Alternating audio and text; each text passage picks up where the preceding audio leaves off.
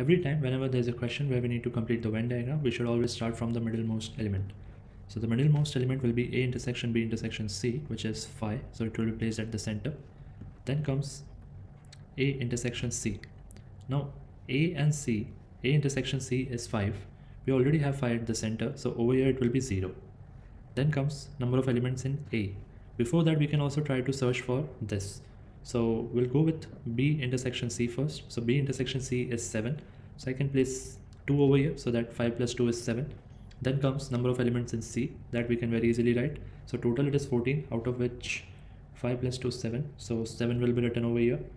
Now we can use the other ones to get the remaining blanks.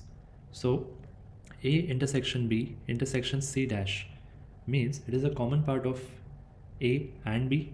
So A and B means this, and intersection C dash. C dash means which is outside C. So basically that part is the question mark which I have put over here. So that will be equal to 2. Now as I got this, I can get A also, because for A it is given 17. So I can get this question mark only A. So for that it will be 17 minus 7, that is 10. And now I'm just left with that only B part, for which I have various conditions. So A union B union C dash is 3. It means outside we will write 3.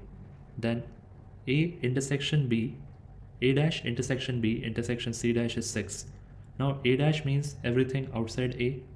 Intersection B means this is the portion, and intersection of that with C dash. Intersection of that with C dash means eventually I will get only this portion. Okay, just think over it why I am writing only this portion. So that is equal to 6, and that was the only unknown blank, and this is how we are done with the Venn diagram.